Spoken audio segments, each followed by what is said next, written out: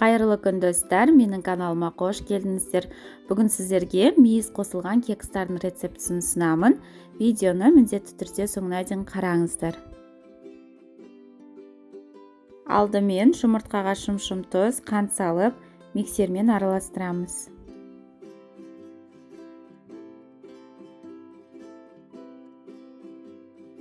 Сары майды ерітіп құямыз, айран қосып, тағда миксермен араластырамыз.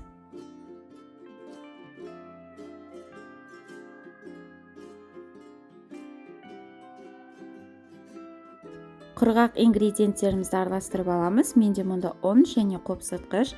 Енді осыны жұмыртқалы массамызға 2 немесе 3 бөлікке бөле отыра қосып араластырамыз.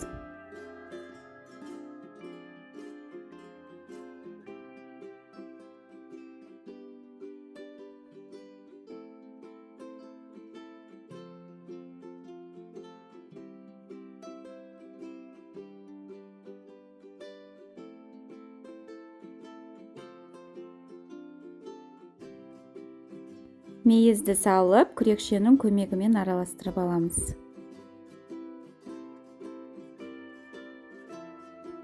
Менде осындай кекске арналған арнайы қағаз формалар. Осы формаға қатты толтырмай біздің тестамызды құйып шығамыз. Себебі ол піскен кезде тағы да көтерілетін болады. 180 градуста шамамен 20-25 минуттай пісіреміз. Міне біздің мейіз қосылған кекстарымыз дайын. Дәмі өте керемет болып шығады. Міндетті түрде сіздерге дайындап көруге кеңес беремін. Егер де сіздерге видео ұнаса, каналға тіркеліп, лайк басып, комментарий қалдыруды ұмытпаңыздар. Алдағы уақытта өте көп рецепттер болады.